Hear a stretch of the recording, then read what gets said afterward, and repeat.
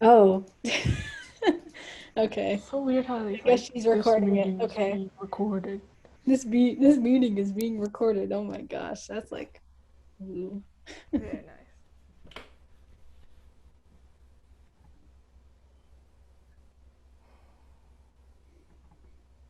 So how'd the last one go?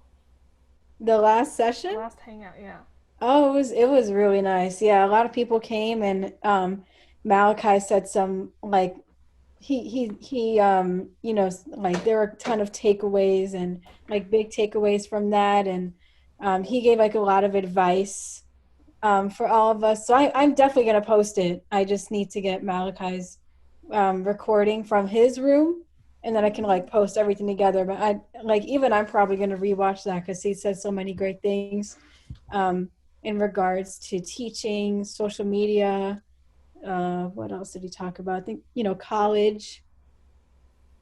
Cool, cool. Someone put in the chat to me, even if you have perfect pitch, you should still make sure you're on top of it. Oh yeah, absolutely. Because like when I did my Berkeley audition, like I could hear chords, right? Like major minor chords, but like augmented and diminished and like extensions like the 7 9 sharp 11 sharp 13 whatever, like I'm not there yet, so I need to make sure absolutely that I'm cool with that because I'm taking a class with them right now and we're on a lesson where it's about augmented chords and it's just like I know what they are, but I don't like if I hear one, I won't be able to exactly tell that it's like an augmented seven chord with a ninth. Mm-hmm.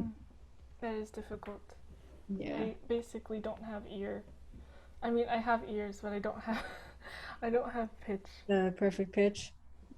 You No, have you might have a relative pitch. not really. I just know if it's right or if it's wrong. Sometimes. Oh, I see. Yeah, you know those videos where it's like those perfect pitch videos and it plays a note and it's like F, F, and it keeps repeating it. Oh, I'm like, those so like weird. hypnotizing videos. Like it's like with this background and then it plays like a drone on F and then there's like this voice and it says F and then it plays a note and it says F. Like it's so weird Like on YouTube. on YouTube. Yeah, Yeah. I tried to hypnotize myself. I don't have the capability. Hypnotize yourself in a perfect pitch. Mm-hmm. Oh my. Before I go to bed, just like play that. Hold on. I'm gonna One try day. making myself the meeting host because my mom just gave me her laptop. So oh my gosh, this screen is tiny. Um, More, make host. Do you want to change the host? Yes. Okay, awesome. Okay. All right, I'm the host now. That's awesome. Okay. So, I think we should. Okay, someone just came in. Awesome. So it's around 5:05. I think we're gonna get this started. I'm really happy to see all of you guys here. Oh, hi Sarah. Did you just join? Oh my god, Sarah. Hi, yeah, I just joined. Awesome. Yeah, it's so great seeing so many of you here. I know some people from the last session we had with Malachi, and then I know some people that haven't been here yet. So, welcome. Welcome to the second episode of my Hangout series. It's going to be a six episode series with musicians, mentors, my friends. And I said six, but it's actually going to be a 7 episode series because I did not announce this on social media yet. Some of you might know this, but there is going to be a special guest coming in within the next couple of weeks. Saxophonist, woodwind doubler, jazz educator Alexa Tarantino is going to join us for one of the sessions. So I'm really excited to have her. But let me get started with this introductory spiel and then we'll go ahead and ask some questions. So I'm going to read, first of all, please give a warm welcome to our guest today, Natalie Colegrove. She is one of my great musician friends. We met in person at the International Euphonium Tuba Festival last year. And she is just a fantastic player. And I'm going to read her bio, which thankfully is not as long as Malachi's. So let's get started. From Cupertino, California, Natalie Colegrove is ranked as one of the top high school euphonium players nationally. She has performed with the Honor Band of America, the NAFME All National Concert Band, the California All State Honor Band, the All Northern California Honor Band, the Santa Clara County Honor Band, and is the bass trombonist of the California Youth Symphony Senior Orchestra. Natalie won first place in the International Euphonium Tuba Student Solo Competition and Mock Band Competition, was named a Young Arts Foundation Merit Winner, and was most recently named a semifinalist of the esteemed Falcone Solo Competition. In addition to practicing music, Natalie enjoys composing and arranging music, baking, and managing her euphonium-based Instagram and apparel business at Eufy's Life and music account Miss Euphonium. So again, it's so great having you here, Natalie. Welcome. So I think we're going to start with, I'm just going to ask you a couple of questions about yourself, and then we can open it up for questions at the end. So what about, you can just start with telling us a bit about yourself, what you've been up to, and etc. Yeah, Oh, take the floor. okay. So my name is Natalie Colegrove. I am 17 years old. In the bio, as I said before, I live in Cupertino, California, or Santa Clara, California. I don't know. Well, what I'm working on right now, I guess, is practicing a lot and working a lot and preparing for Falcone, but also, you know, coming out with my album, which hasn't been publicly released yet, but you get a little sneak peek. Yeah, I'm really excited to hear that. I remember you mentioned it before, and that sounds like a really awesome project. And I know you're entering your senior year of high school, right? So you're I gonna am. get ready for college. What colleges are you looking at? I guess that's my first question. I have I'm going to apply to 5 to 6 colleges, I think, but I've only visited like one college. I've visited UNT, and I also need to take lessons with all the professors to know the vibe, you know? Yeah, But I can't definitely. Yeah, say for I now. seriously recommend that because that's why I chose a college that I chose. Like the professor that you're with is can literally make or break you. Like Mhm. I was told this by so many people. But yeah, I think like 5 or 6 colleges, that's a good amount. I applied to, I think it was 9. Nice. But I only auditioned for 7 colleges. So I mean, like 5, 6, 7, like that's definitely good. Don't for those for this incoming seniors in the room, don't apply to more than 10 colleges. Don't stress yourself out, please. You'll be okay with applying to 5 or 6. There's so many great options. Um, but yeah, I mean, I know like visiting colleges is like harder because of COVID. But I'm sure you can do like a ton of research on their websites and everything like that to um, like see Yeah. the campus and everything. There's definitely options.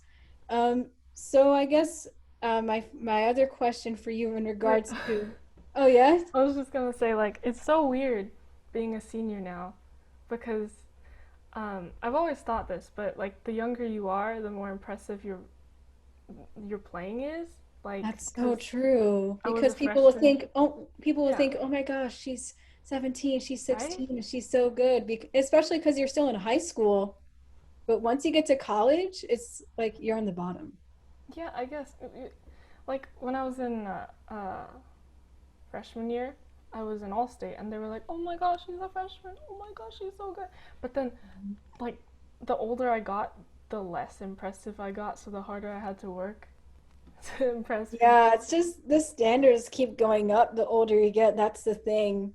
Like, Mhm. because there's not going to be a lot of like when you were 15, there probably weren't as many 15-year-old euphonium players that could play at your level, but there's probably a whole lot more 17 and 18-year-old euphonium players in college or in their senior year of high school that, probably like made all state, made honor band of America. So it's like the standards are going to keep getting Hmm. higher and higher. Especially if It's you expected. do a performance in college. Are you thinking of doing performance or something else? I'm doing performance. Okay, cool. Yeah, so yeah, that's yeah, definitely keep that in mind because I know like everyone's been telling me, once you get to college, you're at the bottom, and that's true because you have to prove yourself, and it's kind of scary But because also, if you're good, then it's like life is good. yeah, that's why doing all these things in high school is great, like all the honor bands and stuff. Um, Not to say that like when you're in college, like people like you wouldn't necessarily put on your job resume, hey, I made all state, but preparing yourself for that, I think the experience, that's definitely going to get you a step ahead in college, especially literally being the principal euphonium player in honor band of America, because that's already kind of getting you in that mindset of like the more competitive performing sphere, if that makes any sense. I heard somewhere that like Allstate and Honor Band of America doesn't really matter once you get to college. Yeah, people have Is told that me true? that. Oh. Like, I remember when we were in our women in music call, hashtag women in Mhm. music, I think Kellen said that, that once you're in college, like the honor bands don't matter. And I think, personally, I think that if like your freshman year of college, then it kind of can matter, but you wouldn't necessarily, like, I don't think in your senior year of college it would be like a huge thing. You Like, can't like live off kind of that. like what you said, like the older you get, like you just have to keep moving forward, I guess. Like in your senior year of college, you wouldn't say, "Hey, I made the honor band of America in high school." It's like that's unfortunately like that's not relevant. Hmm. And that's something that like even I have to look into myself. Like there's I'm sure tons of like college competitions, like collegiate level bands and competitions and stuff that are available, but you know, like you've already had a ton of experience with honor bands that I think, you'll be able to continue that in college. I think it's also pretty useful because you're making all these connections throughout your years in honor band, and then you'll see those people later in college or in the professional world. So they're Yeah, still literally, useful. that's so huge. Networking is literally everything in the music world. Like even outside of music, people have told me it's not what you know, but who you know. Like literally networking. Like I'm saying this more from a jazz musician's perspective, but networking is literally what will get you a gig. Like people won't necessarily like if you're like again from a jazz musician's perspective, if you're playing at like a club, people won't like look at you and say, I want that player for my gig. Like they're gonna talk to people and say, hey, who are some great jazz trombone players around the area? Or for like a band or for like a wind ensemble or something, hey, who are some great euphonium players around the area? Like they're gonna ask people. Hmm. So yeah, definitely like making those connections is huge. And the And thing is, like, you don't just go there and play. Um, you have to talk to people. You go up to the conductor and you talk to them. Or also, like, if someone gives you their business card, you email them the day after so that they know that you're interested. You know, you can't just wait for someone to give you the opportunity. yeah, exactly. Especially like you said, as you get older, like it's gonna be our responsibility.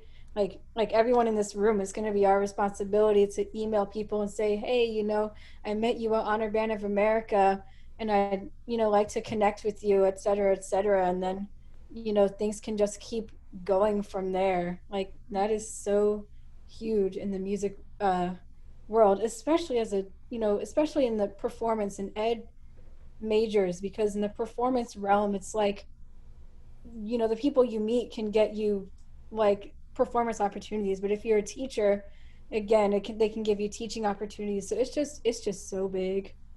um, but like I'm actually curious, you've been doing lessons for a while, um, and so like how has that been for you? Do you really enjoy teaching? Is it like not for you? Like what are your thoughts on teaching private lessons? I do really, really enjoy teaching. I used to, I wasn't good at it like a few years ago, but then after teaching free lessons for a month, like 4 lessons a day, I kind of just like got into the groove of it. And I remember this quote. I think Erin Tyndall posted it. Where it was like, um, if you wanna, if you wanna, wait. If you wanna perform, you're gonna have to teach. But if you wanna teach, you better know how to perform. Oh, Like that's I'm an gonna have to interesting teach perspective. someday.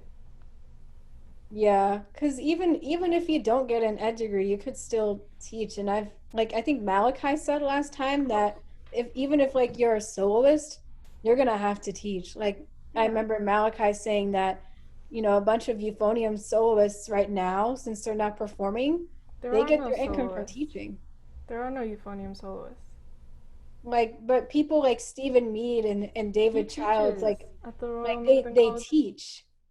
Yeah, that's where they get their income because there are Yeah, very little performance opportunities right now that they have to teach. So it's like it's definitely great to have that background. I've been meaning to do lessons, but I'm just too busy. Honestly. Like I have no time. So I'm surprised you're able to like balance all those things out, which kind of perfectly goes to my next question. Like, how do you manage all of that? You do your apparel, you do your Yuffie's life, your lessons, and your practice. Like, how do you manage all of that? Like, yeah, that's a lot of stuff to do. it's difficult, but over time I've just developed a routine.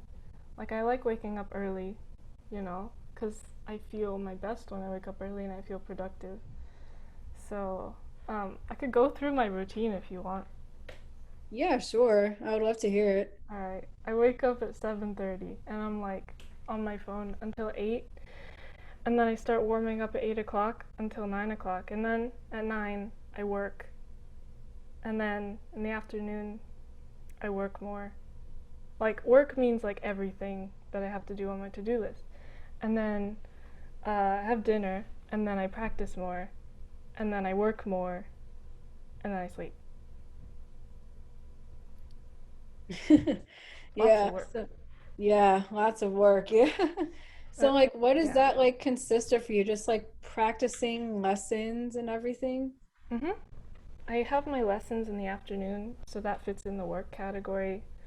Um, and one thing that I've been doing recently, because I read a study about it, was that, or since I double on on two instruments, if you practice one instrument in the evening and then continue that in the morning, that gives you more effectiveness in practice than just playing it in the morning and playing it in the evening. So my nights and my warm ups of the next day are connected.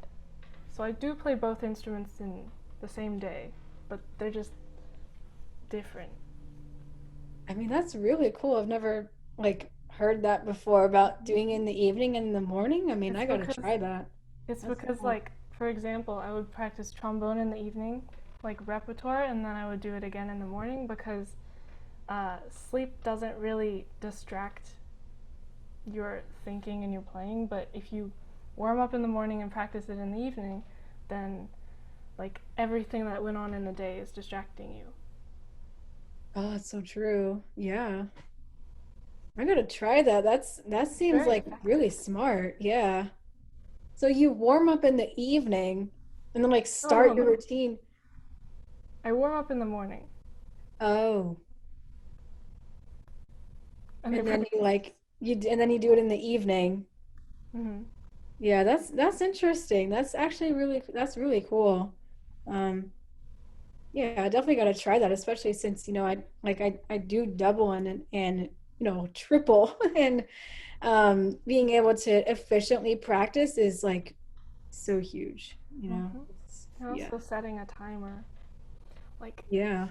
you don't know how long 1 minute is until you have to play soft for a single minute. Yeah. I've heard so many people that use timers and so you said you use timers in your practice, like what's your practice routine is I guess is my question. Like when you It varies. practice. It varies. Depends on how effective I want to be or how effective I have to be. Um, I don't know. I just warm up and then I go into etudes and then I do solo repertoire or I record something. But something that my teacher always said that like stuck with me was you have to play something high, something low, something fast, something slow. So I try to do all that in a day. Oh, that's great. There's so many things that I'm already taking away from this. This is like all these ideas. This is great. This is really awesome. So, I do have, a question for you about like you've met a lot of people and I'm sure you've had private lessons and everything. Is there like a specific teacher that like influenced you the most in your career or kind of gave you that jump you needed to like motivate you or just keep moving forward in your career? It's a pretty big question. Um, always the best teacher is yourself. But I guess the person that motivates me the most is my current teacher, or my current teacher at the time, because in freshman year, I studied with Mr. Weingartner, and he like taught me everything, and he got me interested in um, like tuba rep and tuba history, and so that like pushed me, and I went like shoom. But now Tony Clements, because like a regular teacher, not just like lessons here and there, but like a regular teacher knows how you play, and they know your ups and downs, so it's like a connection, a relationship type of thing. Oh yeah, definitely. I think like yeah, definitely like those teachers that have that definitely like those connections that they know you're playing like they've been with you for a while like that's again that's so huge. I keep saying that but it's it really does make a huge difference. Mm-hmm. And have you been taking lessons for like a while? How long have you been taking private lessons? I started lessons when I was in seventh grade, Oh wow. and I'm surprised that other people didn't start that early, or because I was I think I got tricked into buying a euphonium, which is why I practice so much. So sixth grade, the summer of sixth grade, no, the summer after sixth grade, so before seventh grade, I thought that all the kids had to buy their own euphonium for band next year, and I was like, oh no, okay. So I bought an instrument, and then I practiced over the summer, and I took lessons. But then turns out when I got there, I was like, yes, I have my own instrument, and then my teacher's like, what? You know? Oh, so you didn't need to have your own. No, but I got it, and I could practice all the time. Oh yeah. But the thing I love about Tony Clements is that um, he only cares about your success. Like, he doesn't judge you. He's very neutral, uh, you know? Because I've had some hard times with him, or not with him, just like with my life, and he only cares about how I'm going to be in the future. Yeah, that's good. Because again, like you're doing performance, so this is literally just the beginning. So I like that he thinks about the future and where you're going ahead instead of just like instead of just the present. Like that's definitely like a great example of a great teacher. Mm-hmm. And yeah, I don't know about everyone else in the room, but I didn't take private lessons until like ooh like my junior year of high school, you know? Well, So we have an I'm sure like, influence. No, what? Most influencer teacher, yes. huh? A teacher that influenced you the most. Do you have one?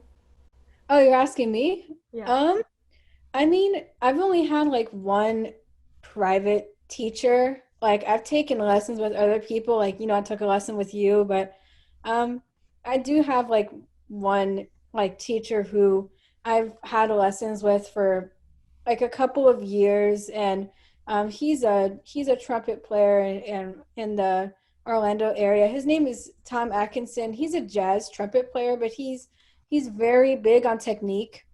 So I think having that push, he really pushed me like beyond what I could do, because I could play, I could play my instrument, but in terms of technique, like I just wasn't there.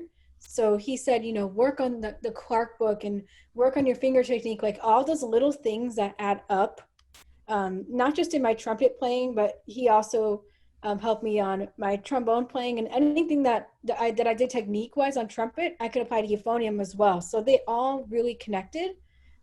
So that was huge. He told me about getting the right gear. Like I upgraded my trumpet like literally 2 months after seeing him because I had an $89 Mendini trumpet. If you know, you know, but not just on gear, but he told me about some great jazz musicians that I should listen to, about techniques, some mouthpieces, like everything started to connect because at the time I was just playing. Like I was just playing in my high school jazz band, just doing music as a hobby. But then once I started taking lessons with him, like it was more about like even kind of like what you said about the future. It was like thinking about those things that I never thought about and taking music from just a hobby to something that I take more seriously. um, because again all those little things add up, and if I didn't have lessons with him I probably would have terrible technique, which I still do. But I would have had worse technique. I wouldn't know many like musicians out there. I wouldn't have that many connections. And something else that Tom gave me, my teacher, he gave me a lot of performance opportunities too, which again gave me a lot of experience. And he actually paid me for the gigs, which I didn't think would happen. But even just having that experience, it was like a combo gig. So I was playing trombone, he was playing trumpet, and he had like backing tracks, kind of like with the drums, the piano, and the bass. So it was really just us playing together at we were playing at a hotel. So it was kind of like background music, but my point is that like having that experience of kind of being in that professional gig world, like the etiquette and improvising an effective solo and knowing, especially since it was more like background music, like not really stressing myself too much. And I played for like 6 hours a couple times. Like it was a long, they were long gigs. So I mean, he just gave me a ton of things that I never thought I would have. But um, even like it's kind of like what you said about thinking about the future, because that's really what he did. Hmm. Um, I have one question. Yeah, Uh, sure. well, like I was thinking about this for a while, but if like the question, if you could have one wish, like what would you do? And I was thinking, like, would I wish to be the best euphonium player or the best musician in the world? And I said no, because I love the process. Like you have to love the process. But what's your take on that? Ooh, my take on the process. Would you wanna, if you had one wish, would you wish for being the best musician? I would say no, because again, like I've learned so many things from uh, just going through those rough practice sessions and learning not to be hard on myself, and learning like while I was learning new things, like just going like again just going through that process. Like I if I was the perfect musician, like nothing would really be exciting because then I wouldn't have anything to learn. I'm a person that is just loves learning. Mm-hmm. I'm taking all these classes, but beyond that, I just love diving into other things that I might not be so good at first, but they can really be helpful. Like I'm doing arranging right now, and um, my degree for Berkeley, I take some music production courses. But if I was the perfect musician and knew everything, like I just wouldn't have any motivation. Like Okay, so something that really motivates me is just learning. So yeah, that's my take on it. yeah, I'm a huge reader. I love reading about, um, I was reading into anatomy and then like Song and Wind. It's very, very good. And then also right now, I'm reading Harvey Phillips' Mr. Tuba because I love learning about the history and the pedagogy, yes, Pedagogy. pedagogy, yes. And also I'm listening to the Brass Junkies, which I love. I love it. So Yeah, that's cool. all this knowledge is free on Spotify. I just go on walks and then absorb all the information. Oh, it's on Spotify? Which one? Mm-hmm. The Brass The Junkies? Brass Junkies. Oh, that's They're like cool. It's something that I 130 think we all should check episodes. out. That's cool. Rael put a question in the chat. He said, "Hey Izzy and Natalie, loving this. I heard Natalie has Synesthesia. anesthesia and was wondering if you could explain a bit about it." Oh yeah, that's something that I would want to know too. Yeah. What Alright, is it like? so I'll just explain what synesthesia is. It's when your your senses kind of mix.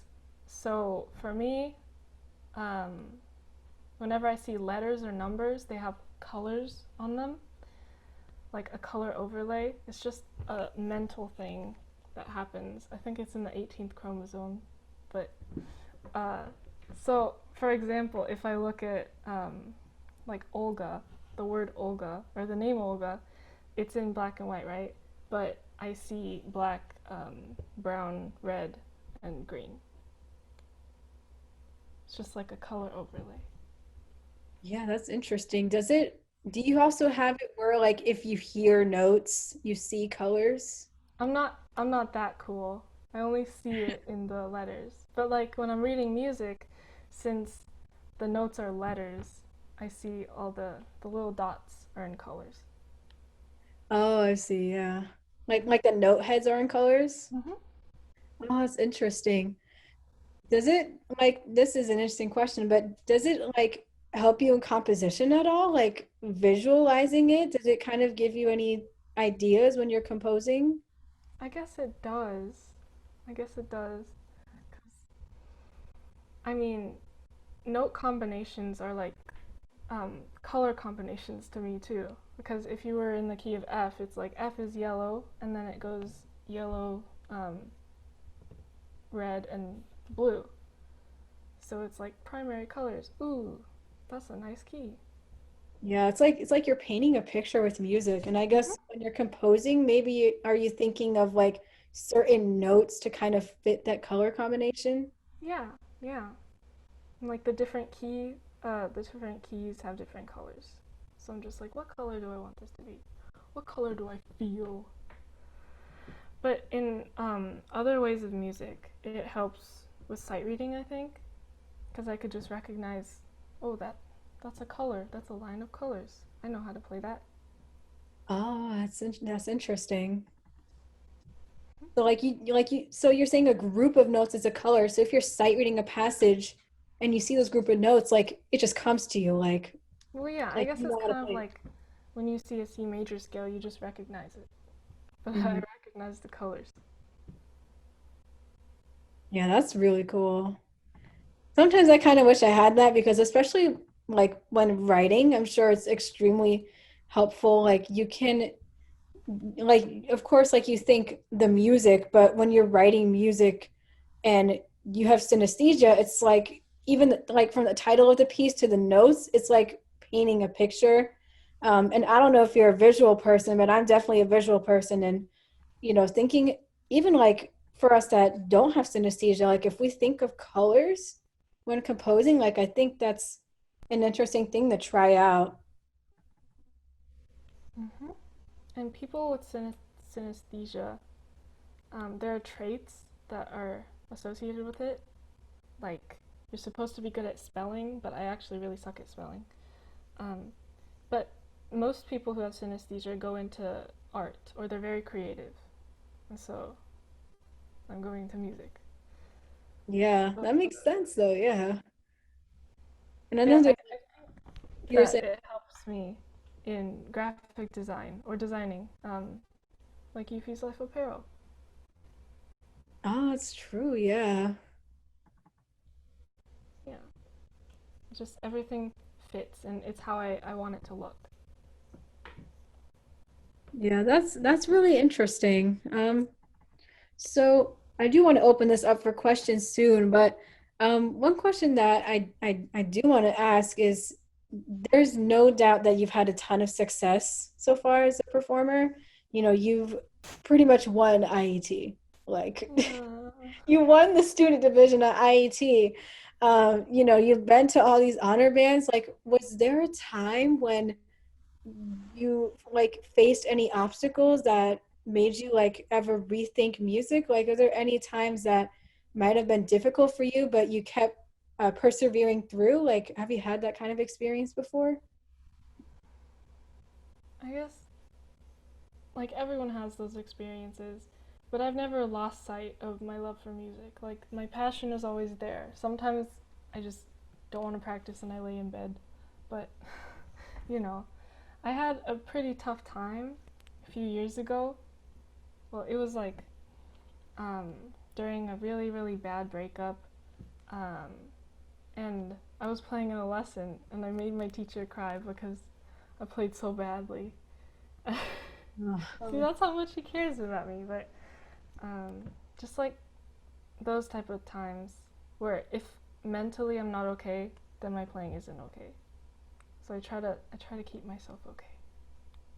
yeah. And do you find in those times that like if you're mentally not okay, that like maybe music, like maybe listening to music kind of keeps you like okay and kind of just lifts your spirits a bit? It sometimes does, but like ah, other times I don't want to listen to music. Like if music is the thing that's making me feel awful, then I sit in silence. Yeah, like you just need to like let it go for a bit and just like do something else. Like I know you have a bunch of other interests. Like I know in your bio it said you do cooking and stuff. So do you kind of see that as an outlet or I guess I just do it because I love food and I love eating. yeah, that's awesome. So yeah, but you were saying that your teacher was crying because you played so bad. That's not what I expected. Usually teachers would be like, "You suck," like you're not No, doing he good. Like empathized with me. well, I mean that shows how much he cares though, that like he didn't have that reaction that you would expect. Um, I guess. But that's an interesting hearing that from you is interesting. Because we all get burned out. Like I made that post about burnout, and it happens, but there are days when we just need to like just stop doing music for a little while, and that's okay. Like no matter how successful we are, like sometimes we just need to like stop because like seriously, like it's not going to be perfect.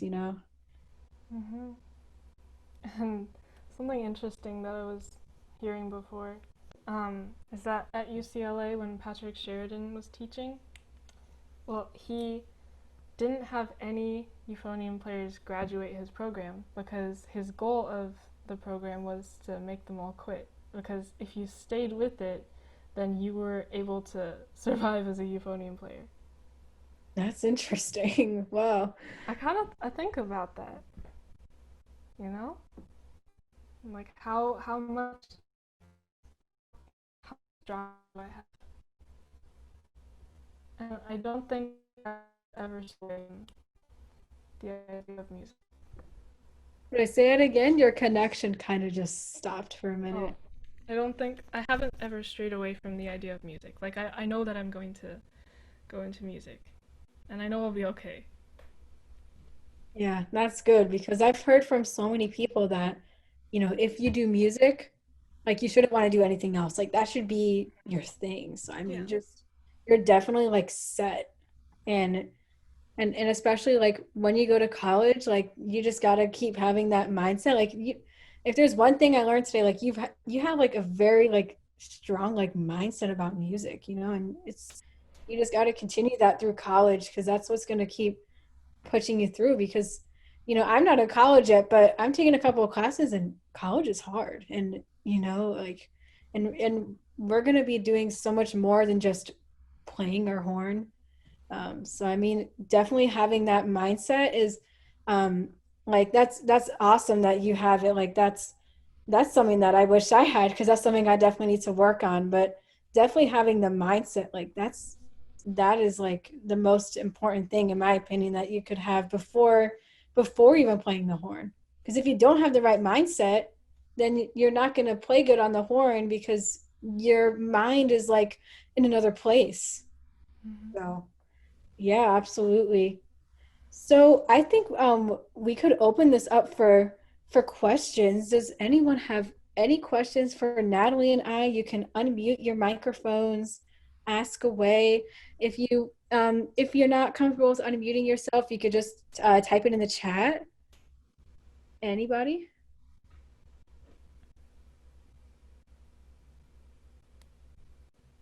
Oh yeah, Olga, you raised your hand. Yeah, go right ahead. All right, hi, is my mic on? Because it's usually off. No, yeah, we can hear you. Okay, because in Malachi's classes, it takes me like 6 minutes to. Okay, never mind. So, anyways, Natalie, you literally have so many accomplishments. Like you're so involved with like everything. Are there any opportunities like, especially for like high school students, to just get more involved with like the music community? Yes, there's so many, and I believe that it the earlier you start taking music seriously, the earlier you see these opportunities. So I started in seventh grade, or I started taking it seriously in seventh grade. So I began looking for all these opportunities. Like I literally Googled like euphonium festival or euphonium competition or music competition, and I just found them. And also like talking to people, talking to your friends, your music friends. Like, of course, there's all state, and look for an all region, look for an all national. I think there are three all national bands, but the best one is HBOA, of course. Um, and there's so many local competitions that you can just look for. Like, I didn't even know there was a Salinas symphony orchestra. But then I found out a few weeks ago, and I was like, oh, there's a competition. I'm gonna do that. You know, just like Googling things. Yeah, definitely. And I think especially like for you, Natalie, and you, Olga, where do you live again? Do you live in Texas? I forgot. Yeah, Texas gang, San Oh Antonio. yeah. So there's definitely tons of opportunities, I'm sure, that are available to you if you just look it up. Or if you have like a private lesson teacher, you could always ask them. But I'm Mhm. sure there's like tons of things available for you since you live in Texas, or really Make anybody. opportunities for yourself, like Izzy's doing here. You know, this whole hangout thing. Yeah, She you could made even it. start something of your own. Like there was something that I went to a couple of days ago from it was called a road mapping party. It was kind of like an open Q&A from this program called Music Career Mastermind. But something that the owner of the program mentioned is that you shouldn't wait for opportunities to come to you. You should make them yourself. Like if you're waiting for a performance opportunity, like don't wait. Like record something or like ask other people to collaborate with you. Like don't just wait for it to come to you, especially in this quarantine. Like there's not a lot of things that are available to just come straight to you. Of course, there's going to be virtual competitions, but really, I think it's great to definitely try to start doing something on your own and see where that takes you because there's so many things you could try out. Really, the sky's the limit because if it's your opportunity, you could make it whatever you want, really. So, And you know, the moment that I learned that you have to ask to get what you want was IET 2018, my first IET. It was pretty great, but then also pretty not great because I was so scared of all these huge artists, you know. They're overwhelming. And so I didn't take any lessons. I took one lesson. I didn't sign up for any master classes or do the solo competition. Like I was quiet in a corner. And that was awful, okay? So then the next year I went there and I was like, I'm gonna do everything, you know. yeah, So you last literally did everything. I remember. yeah, and it pays off. And even though it scares you, you just gotta do it.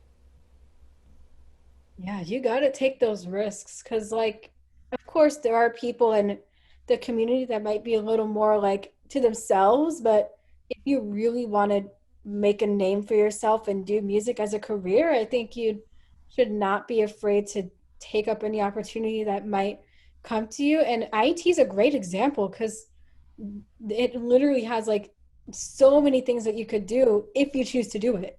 It's not just free. Like if you want to do a master class, you have to get that gold package. You know, you can get a, or if you want a private lesson, you could get one, you could get two, you can get more, but it all depends on you. So it's, you know, there's gonna Yeah. definitely gonna be opportunities that come your way, but I think the biggest thing is just like take advantage of it. Like don't just let it come by. Yeah. My Especially first in year, especially in the state you live in, Texas. Like there's so many opportunities. my first year at IET, I remember like listening to the people in the solo competition. I was like, oh my god, I could play like that. And so I kind of like punched myself. Why didn't I just audition? And then people were playing in master classes, and I'm like, oh my god, I want to play in a master class. I can play better than that dude. And I tried to play in a master class, but I couldn't get it. I was so mad at myself. Well, then you knew to do that, Hmm. which again ties back to the process of being a good musician, you know, versus the perfect musician, learning those lessons. Like if you know, you went in and you saw the master class and it was amazing and then you wanted to take part and it's then you learned, oh, now I'm going to get more involved in all this stuff. And I'm sure IET for you was kind of like that launch pad to inspire you maybe to do even more opportunities because there were so many that were available there. So, yeah, absolutely. Any other questions from anyone? I know you guys have your video on. Don't be afraid to ask any questions about really anything because especially to Natalie, like it's an honor having her here. Like she's better than I'll probably ever be, and she's I think there's a not hand. even graduated of high school, so that's amazing. Who raised their hand? Xander Dawson. Yes, go right ahead. Hey, I wonder if you have any like tips to deal with performance anxiety or like anything you do that kind of helps you deal with that. Hmm. Performance anxiety. Um, well, it's just you have to embrace the nervousness, or just because you're nervous, that shows that you care about it. And then I I've been watching like master classes and classes about this. Uh, right. So it's just visualizing yourself in that performance situation that can help a lot. And then Glenn Van Loy taught me something like right before my party piece performance at IET last year. It's just like I know. I just sat like in the backstage and I just put my hands over my eyes and I like breathed. And I guess that helped. But then people saw me with my hands over my eyes and they thought I was overreacting, so I don't know. Whatever works for you, honestly. Like Visualizing even if helps other a people lot thought that though. was weird, it worked for you. Hmm? Yeah, and something I guess something I would say to sort of answer that question because I I early on I didn't have a lot of performance anxiety, but now like, you know, of course before COVID, but later on like I definitely started getting more nervous. Something that weirdly works for me is like right before I perform, I just, you know, go to the bathroom, have a drink of water, just kind of let my body kind of reset and calm down. Of course, taking deep breaths and stuff and just you know it's so weird like I go to the bathroom and have some water you know and then like my body feels okay because at least for me my performance anxiety I guess you know my performance anxiety doesn't really come from mental anxiety it's like physical like Mm-hmm. you know it's like that butterflies in your stomach sort of feeling so just like taking a minute to just let your body just relax and reset you know it And also, adding on to that, like something my teacher taught me is that address the symptoms because my hands get really, really, really sweaty. I just wipe them off. Or I have to pee a lot. Like I have pee anxiety, oh my god. So I just like use the bathroom before. Or if my clothes are uncomfortable, then I just make it comfortable. Or I don't wear high heels. Or, so that I feel okay. Also, if you have dry mouth, something that he did was that he would like eat a piece of candy or a cough drop because that definitely like lubricates your mouth. Who, Glenn? Oh no, Tony Clemens. Oh, that's interesting.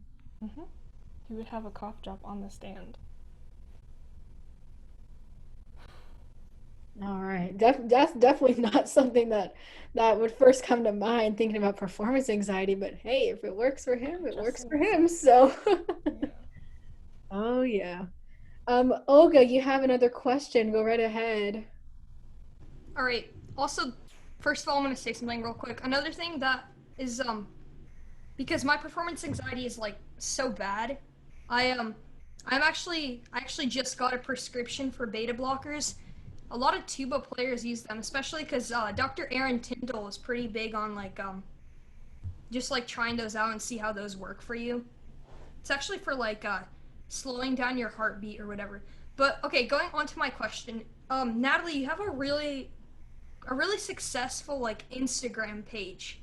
So this is a little less going from like just playing, but more to like the Instagram side of things and making yourself like more well known. So like how did you begin to like actually become invested in the page and then just like in the entire Instagram community and stuff like that? Um, this goes far back into my meme page days when I do have Yuffie's life. So that started like uh, my freshman year. I just because I know what good memes are, and or I think yes, I think they're funny. So I just posted them, and they grew. But the thing I did was like I I watched a whole bunch of YouTube videos on how to get lots of followers and how to grow engagement, you know? And just reading a lot because I like researching things. But I learned so much. Like, you have to have at least 9 posts before you start promoting yourself, or your bio has to look pretty, or it has to look organized. And also, your name has to be like nice and easy to say, or just these things. And then recently, I've been taking like online marketing classes where I kind of go into that. And I'm actually a marketing like um, executive for the touch display research. Like I work in marketing. Oh wow, I didn't know that. That's cool. Yes. Wait, so did I answer the question? I mean, basically yes. Oh But yeah. also, okay, can I ask a follow up Mhm. kind of to lead the discussion? So, what have you noticed? Like, has the just being involved with the Instagram community helped you like become a better player, or like what effects has that had on just like your quote unquote career or just like motivation, whatever? Well, the reason I have, well, that's a very good question. The reason I have an Instagram, I've realized is that I want to get myself out there. I want people to be able to hear me. It's like a portfolio type of thing. But it's also a place, well, yes, and it's also a place for opportunities. Um, and if I want to start up a project, then I know that people are going to be able to see it. Like I'm starting up the Women in Brass Apparel, and I know people are gonna like it or see it because I have this audience. I'm so excited for that. hmm Yes. When you talk to Kellen, you should ask her about that. She knows more about it. Yeah, definitely. Awesome. Does anyone have any other questions for either Natalie or myself? Definitely tons of things to take away from this. I'm probably going to rewatch the recording and take notes because honestly, like I think Natalie, like your thing is like, just be on playing like the mental side of things, and that's so huge. So that's definitely something that's so important to us musicians is just being in that mindset and everything. Um, Ooh, someone put something in the chat. Shiv Love said, What was the catalyst that increased your following the most? Ooh, that's a good question. Well, I have to say, some people have the drive to have a huge following or to hold a huge following, where some people can't take it or some people don't want to take it. So you have to know your values. The catalyst, consistency in posting and posting what I want to show the world, posting what I love so that I can stay consistent with it because I don't want to post what people like react to the most. I want to post what I do and then over time it'll grow. But also like little tricks I can or things that add to it, the engagement that you just learn over time. Yeah, it's definitely a process. And I guess I'll kind of add on to this as well. I did talk about this a little bit on Wednesday, but I'll kind of go more in depth. Definitely the consistency. I 100% agree on that. Because it makes yourself, I don't want to say reliable, but reliable in the sense that if people want to follow you, like they'll see that you post frequently or that you posted in the last day or two or that you post on your story, and it's going to be they're going to make they're going to want to follow you more, I guess. um Also, be a and good yeah, person. Or yeah, at least pretend to be a good person. yeah, and definitely like the posting what you want kind of thing. Like, don't just follow the crowd. Like, it's great to do that and do like challenges or whatever, but doing what you want like can really set yourself apart from the crowd, and again, like building a name for yourself. It can that can definitely help, because I talked about this again, I talked about this in Malachi's class, but there are tons of practice pages on Instagram, but what makes each of them different is, of course, the content. And there might be someone who plays trumpet but also plays trombone, or there might be someone who plays saxophone but they play in classical and jazz, or just beyond that. Like, if you want to dive into something beyond the not the expectations, but beyond the usual like practice videos on Instagram, like, don't be afraid to do that. That's my big thing. Like, just don't be afraid to start up things. Like, I was really like kind of unsure about starting this series because I was thinking to myself, oh, are people gonna like it? I don't know if it's gonna flop, but just taking that risk and trying it out not only made my page different from other people because I decided to do an entrepreneurial thing, but I'm able to really talk with more musicians like you, Natalie, and again, that network is so huge. So those are my biggest tips. I definitely am nowhere near Natalie in terms of her experience on social media, but those are some things that I learned. Yeah. And you know the weird thing was that I was restricted from social media. Or I didn't even have a phone until 8th grade. And I saw all my friends had like Instagrams. But Oh, when I had it, I knew exactly what I wanted. Like, I'm gonna be famous. And so I just, you know, for years I just did that. But having a huge following has its drawbacks. Like, I know Sarah can relate to this. But I've been to honor bands where people just, um, they think they know you and they treat you like a celebrity or a figure. They don't think of you as a friend. yeah, that's not good. You're just there. Like, oh my god, that is Yuki's life. Wow. And then they don't listen to anything else you say. Yeah. And it's of course like great to have a following, but something that I think we all got to think about if we ever, get like higher in follower count, or for those of us that are growing on our Instagram, is, it's better to have a good group of friends that you have and maybe not a huge following than having 1 million followers on Instagram of people that just seem like strangers to you. So yeah, Yeah, I I don't I know how definitely to feel haven't. about it. Huh? I don't obsess too much about follow count. I mean, it's I nice when mean, it grows, but I don't think about it all day. yeah, me neither. I don't think like, oh my gosh, I want to reach like 10,000 followers. Like that's just not my thing. My page just happened to explode a couple months ago, and I'm like, oh, it's awesome because more people are seeing my music, but I got to prepare myself, I think, for what's gonna come. Like I know Sarah and Kellen get, and probably you too, Natalie. I don't know if you do, but I'm sure you get a bunch of DMs that are, skeptical, and it's like people just want to DM you to.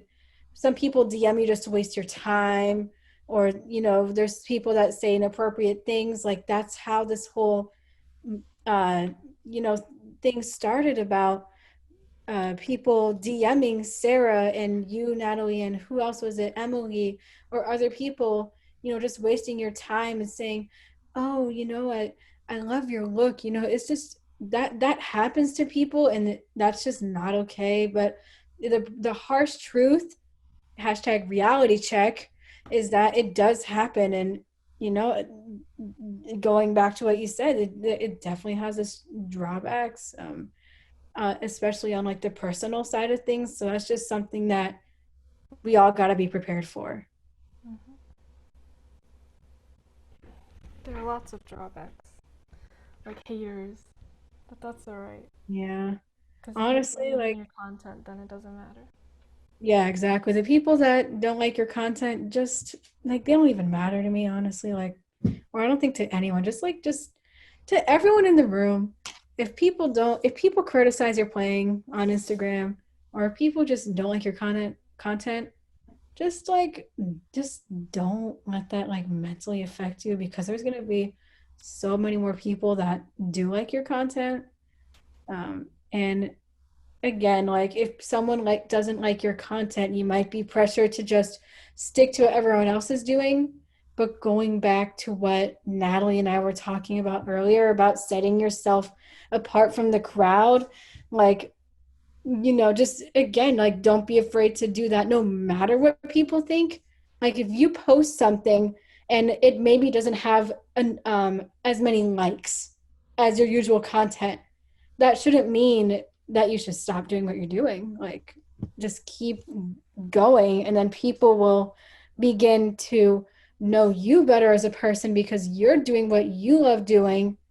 And then it's like then you get to do what you want to do, and then your brand will kind of begin to evolve because you're making different content. Hmm. People can be weird on the internet. Like, I remember a while ago, like a year ago or something, this dude was like, "Oh, you should stop playing, you suck," or something, and I was just like, "What? No." I just responded to him, and and then he was like, uh, or he was, or whatever, and I was like, "Oh, see you at this honor band," because he said he was going there, and then I met him at the honor band, and I was like, "Yo, hi." And I was nice to this dude, and so then later he's like, "Oh man, you're actually pretty cool." Huh. What an interesting change of events. People can be weird on Oh, the internet because they yeah, don't think it's real. you can literally say anything on the internet and like not think too much about it. That's the thing. And this is something that I always think about, like when for those of us that have a lot of followers, like what you say on the internet, like it can stay around and really change the way people think about you. If even if like you say one word differently in your sentence than you might have thought, or if you made like even things like, oh, you made a typo or you have a different opinion, it's especially if you have as more than, I guess, like 5,000 or 1,000 followers. If you make like one mistake on social media, it's like people expect people might expect you to be perfect. And again, that's the thing on social media. People act differently. People think that those people that have a ton of followers on social media, especially in the Instagram music community, they think they're oh so perfect, and they play like perfect every single time. But the truth is that no, they don't play perfect and they're practicing to become better musicians just like we all are. And that's why I'm doing this series is because I want to show that no matter how many followers you have on social media, we're all on the same path. We're all trying to become better musicians. And we all have our stories. We all have our experiences. We all have those times where we felt unmotivated. That's my whole purpose. Also, hi Sam. I just noticed you joined. Welcome to the Hangout. I can't see him. Oh my god, thumbs up. Oh my god. Thumbs up. Oh, more people are joining. That's fantastic. But yeah, do you have anything to kind of like add on to that, Natalie? Like any perspectives on having that kind of big of a following as a musician on Instagram? I think I've said most of what I wanted to say. Yeah, cool. So does anyone have any other questions? I know two people just joined us. Natalie and I were talking about, competitions and having the right mindset as a musician.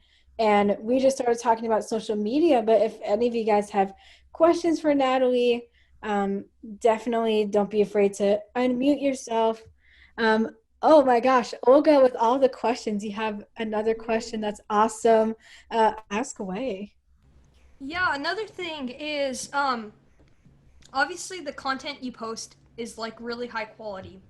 But what do you do like every once in a while? I know all musicians fall into like like bad practice sessions or like even bad like practice weeks. What do you do like climb out of that? Well, on a daily, if I have a bad practice session, like, I learned this from a cookbook. Like, I just literally put my instrument down and lay on the floor, like, with my hands up, and I feel better. It works, you know? You Laying mean on the lying on floor the is pretty floor in the fun. region room? Huh? You mean lying on the floor in the region room for like auditions? You can do that. I've done that. Wait, actually? You see, when you lie down, your lungs kind of reset and you can feel them expanding upwards. And so it helps breathing, and it's just like lay down, take a nap for 5 minutes. And like laying on the ground is kind of rebellious. So exciting. Okay, I'll take that into account. Yes. Such good advice. So now we all know. Try laying on the floor right before an audition and see if it works. Oh my gosh. If If it works, it works. And it works for it me. works, it works. Oh yeah. That's the key takeaway, guys. If it works for you, it works for you. So hmm Yeah, I learned it from a cookbook. There's a out picture of of all a woman places. laying down on the kitchen floor. I'm like, oh, that's really cool. And I guess I'll kind of add on to Olga's question of kind of climbing out of that rut. Um, I just try different things. Like if I'm having a bad playing day, I'll play the piano or I'll arrange. Like I'll do something beyond just playing the horn. Um, like if you remember last month, I wasn't playing a lot, but I was posting those videos of those kind of theme songs that I made for that organization, and those videos, and posting more like update stuff like, hey, I got better, um, because I wasn't really that motivated to practice. So that's what I'd recommend doing. That definitely got me back to finding maintaining that passion again, because I was still doing music, but it was something else other than the intense pressure of playing the horn. hmm You got it. I think Olga should host her own masterclass. Oh my gosh, she would be awesome at doing that. I would definitely, join in every time. Like, and, Bruh. and seriously, like, guys, like there's so many of you guys that I can envision doing this kind of thing. Like try it out. Like it's such a fun opportunity to just have your own Zoom room and invite people. Like it's seriously exciting. You know what? That's actually like kind of cool because only this year have I really kind of just like found out about like wow, there's like musicians on Instagram. And they're not just musicians. They're like actually cool people, right? So, I mean, I've been a lot more active with all this type of stuff. Like, I'm so glad we have all the master classes and the hangout sessions. Just, I didn't know that there was a world like that, out there. Hmm. Yeah, literally. I think like I can relate to you on that because in like a couple months ago is when I also kind of had that revelation of, oh my gosh, there's so many people on Instagram and there's so many master classes. And even last year is when I found out about things like uh, Honor Band of America, those honor bands, which I never applied to, but I knew they existed. And I wish I found out about them earlier because they're all such great opportunities. But it's too late now because I graduated. But um, like, I feel like for most people, like they just don't learn about all those opportunities. And it like your typical high school band musician, like they probably wouldn't know about Honor Band of America, which is I just don't know. Like, there's so many opportunities out there, and I don't want anyone to be limited. I guess that kind of leads into, that's one of my goals as a teacher, to give everyone those opportunities when they're in, even middle school. There's so many opportunities. There's all state in middle school, which no one at my school really did because we just didn't know about it. But once you know those opportunities, like there's so much you could do, like all Yeah. these master classes, and Mhm. networking on Instagram is so huge as well. You could just message people and ask them questions. So, The but first yeah, that opportunity I was given was by my middle school band director before seventh grade. And so he gave me a scholarship to this band music camp, summer camp. And I was placed, so, okay, we had to do seating or placement auditions, and I was placed in this, like, the senior band, like the really high band with high schoolers, and me, like, a sixth, seventh grader. It was freaking oh, wow, scary, and I yeah. cried every day.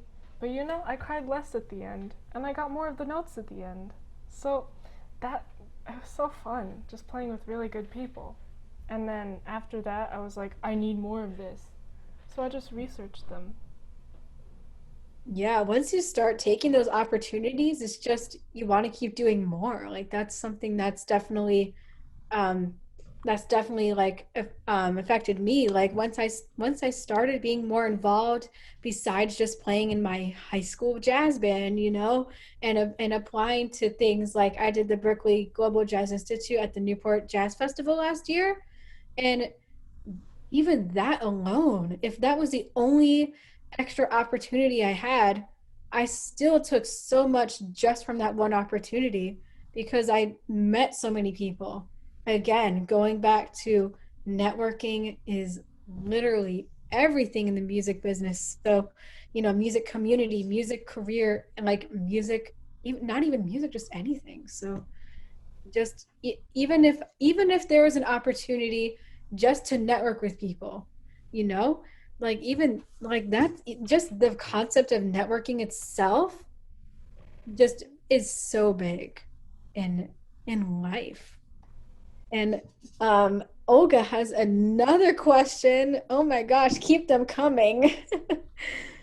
All right, so previously, like a little while ago, we were talking more about we kind of went from the personal side of playing to more of like sharing the experience with like other people. I know we were talking more about like education or whatever, or just like showing other people out there's opportunities out there.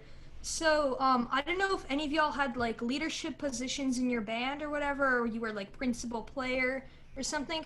So currently in my band, I'm having a very big difficulty encouraging the other tuba players to like actually care. Like the lads just don't want to practice. They don't want to show up to rehearsals.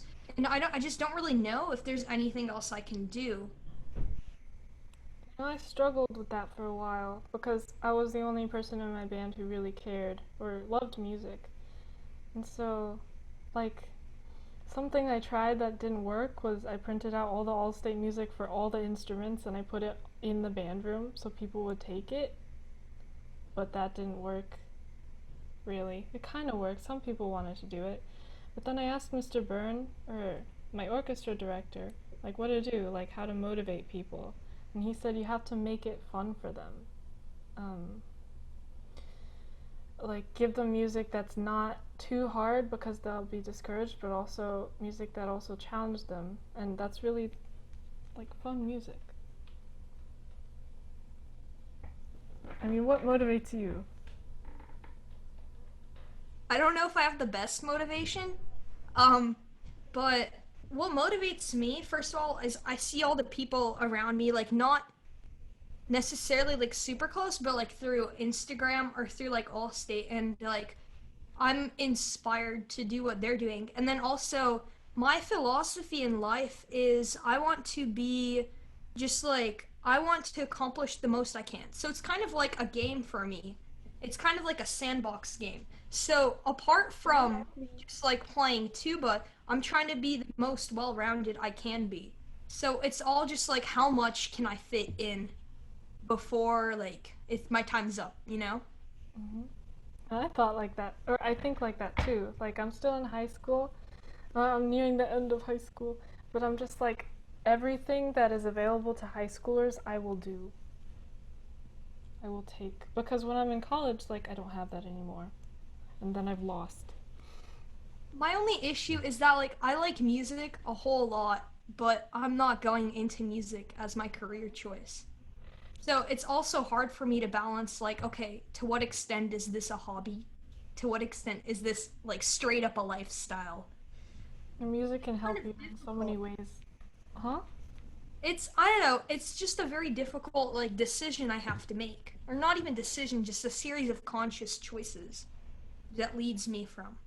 Hmm. I don't know. Music makes you so much of a better person, and you work with others. Like I did a research report on this, um, but I have a friend going into medical school, and she's a violinist, and uh, the people at the universities look for musicians because they have, accuracy with their fingers and their hands. They're just, Yeah, definitely. And I had this one band director in middle school who would always talk about, how music helps the brain and everything. Like there's this one TED Ed video about like the relationship between when you play music and it affects like different areas of the brain. Um, definitely that's something interesting too. But what I was gonna tell you, Olga, is like you don't have to decide now whether music is going to be your major in college. Like you don't have to stick with the mindset of, oh, music is just a hobby, or oh, I have to take music so seriously. Like just go with the flow, I think. And I don't know what year you are in high school. Are you a sophomore? senior. I'm gonna be rising junior. Okay, so you still have 2 more years. Like, and going back to the opportunities thing, there's going to be a lot more available to upperclassmen, and even just you being able to take on those high school opportunities. And if you just try that and keep continuing with music and everything, you might want to do it in college, or you might not. Like, again, trying it out and seeing if you like it. Because right now, when you're in high school, it could definitely be a hobby. But if you do music as a major in college, then it's like definitely more serious. So you definitely still have um, a lot of time to think that through. You don't have to think right now, oh, I'm not going to do music. Like you are going in your junior year. So like soon you'll have to decide, but you still have a little while. And I think you said you were just starting to kind of get into that whole thing with Instagram and the opportunities available to you, so you're just getting started. So just I recommend definitely keep doing that. And you might want to continue. I know that definitely it definitely motivated me to continue. The first time I went to FSU summer music camps, that's when I decided that I wanted to do music, because I met so many people that were also passionate, and it's just something that I love to do. So long answer short, just you're just starting, so just don't stop. Does anyone else want to add on to that? You can unmute your microphones. Sam and Sarah and Roel, I know you guys have been a little quiet, but this is a discussion, not an interview. So if you want to talk about anything, just unmute yourselves. We're chill here. Sorry, I'm buzzing right now as I listen to this, so that's why I'm kind of quiet. Use practice. I'm multitasking. I'm trying to draft the email for my big collaboration project, so yeah, Oh, I'm of two minds right now. no, I've been there too. Yeah, because I'm in Zoom sessions pretty much every day, and I always like multitask. It's like there's so much for us to do. I'm sure, especially for you, Sam, because you're doing all that collaboration stuff. So, oh yeah. Yeah, speaking of signups open for a little bit longer, Olga's doing it. I don't know about the rest of y'all. You sound tired. Are you okay? I'm always tired. It's just my voice. Yeah, I don't think I've ever heard you before, Sam, actually. Oh man. Does anyone have any other questions for Natalie? Sam's think we're nearing busy there. putting down those mad beats, Honestly, all of the recordings are so good. I look forward to listening to all of you guys' content. Yeah, there's so much more to come. This is just the beginning. Yeah, and I'm looking forward to the collaboration project, Sam. That's gonna be fun. Yeah, I'm excited to hear all those collaborations. Like I know there's the virtual concert band. They're doing October, and there's like hundreds of musicians, and I think that's really awesome. Like I think we're kind of at a point in this quarantine or whatever that, not that we're getting used to it, but we're kind of taking advantage of it in a way. Like we're doing all these people are doing all these collaborations and doing lessons at a reduced rate, etc. So I think just again going back to the opportunity talk, like there's so many available now.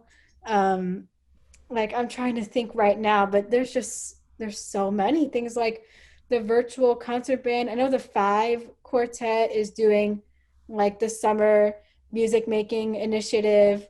Malachi has those master classes, and even outside of the low brass community, Sam is doing his thing. Like there's so many things available now, and most of them are free. Like there's really no reason not to not to take advantage of these opportunities, unless you're just super busy or whatever. But there's so many things available. And I don't know if any of you guys are, well, I know Natalie and Sam are, but if the rest of you guys are in Bobby's new impact group, that's also something else that I'm really looking forward to collaborating with so many people, and having that kind of support network is something that I've always wanted. So that's a really great initiative that he had. Speaking of which, our next session, it was supposed to be today, but our next session, which will be on Monday, what's Monday? The 20 something, the 27th. Our next session on Monday, the 27th, will feature Bobby from High Impact Low Brass. So I'm definitely a fan of his stuff. You guys should definitely come in. He has, even like from his page, he has so much to say. So I'm really looking forward to talking with him and talking with the rest of you guys. I know Sarah's here. She's going to be in one of our sessions. I think I'm going to have her for the fourth one, but we will coordinate that. And I'm super excited. But before I wrap things up, does anyone have any other questions or thoughts about all of this? I know this was a lot to take away, and beyond just playing the horns. So anyone want to add on to the discussion before we wrap things up? Okay, I'll just say something quick about opportunities because first of all, I haven't seen people in forever, and no one likes to listen to me talk usually. But now I have an entire Zoom room here, so um, yeah, I was You should devastated with host the your own entire. masterclass. Yes.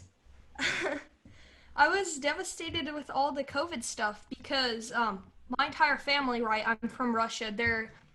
I'm supposed to visit for like 2 months every year, and during that time, I don't have my instrument. But that's like really the only time I can actually see my family, right? So at first, that was like really sad. But honestly, just take whatever is thrown at you and make the most out of it. Like at this point in time, I've had like over 60 hours of extra sessions that includes like master classes, IET festivals, that type of stuff. And then I have private lessons all the time, and I didn't even realize like how much I had because I was focusing on what I didn't have. So, I mean, honestly, this is probably like the biggest chance I'm ever gonna have at like actually having time, sitting down at the horn, trying to get better or whatever. So that's just something to say. And then again, I'm very grateful for all of these master classes and these sessions because even when you're not practicing, I feel like this is still kind of like mental practicing in a way because you're thinking about all these ideas and you're considering it and it's helping you get a like become a better player. So that's basically all. Thank you guys.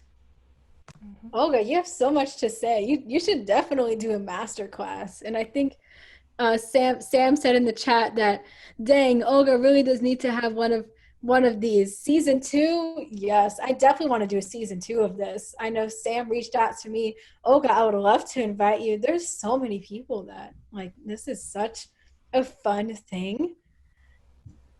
I mean, I would definitely do it. It just I don't really have a very big platform at this point because I was kind of just doing whatever. I kind of had the Instagram account to just like vibe with other people, like be able to like see what's going on. I have like 360 followers, which I'm fine with that. Like I don't post anything. I actually started posting more now, but I would definitely again love to be more involved with that type of stuff. Yeah, that's awesome. I think you'd be a great person to do that kind of stuff with master classes. And you're definitely taking advantage of these opportunities, which is really, really the best thing to do. A rising star. Yeah, literally.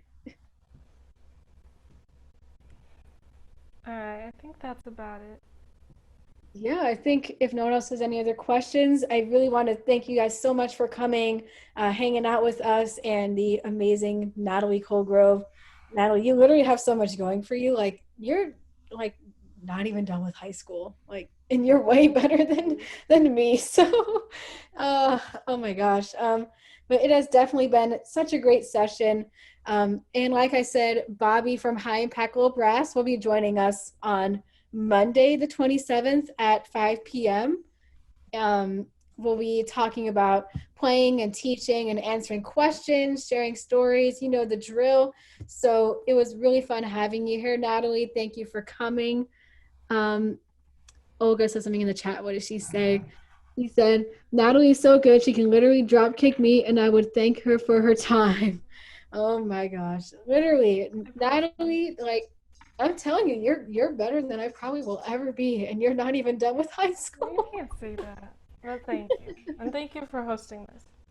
Yeah, thank you so much for coming. And if you guys enjoyed this session, do feel free to share it on your social medias. I would love to have you guys come back for our next session. And yeah, if you guys are interested in a season 2, then that's definitely something that I would love to do. So thank you guys so much for coming. This will be on YouTube for anyone who didn't make it. So if you have friends that couldn't make it today, then that's not a problem. I will upload this on YouTube because, again, I'm probably going to rewatch this myself because Natalie said so many amazing things. So it was really great having all of you here. And just, yeah, have a great rest of your day. And I'll hopefully see you on Monday, the 27th, to see Bobby from High Impact Low Brass. Bro, you're clapping so much. Thank you guys. Y'all are amazing. No, you. Thank you, everyone. It was great having you on this hangout. And yeah, like I said, hopefully we'll see you Monday. I'll end the meeting.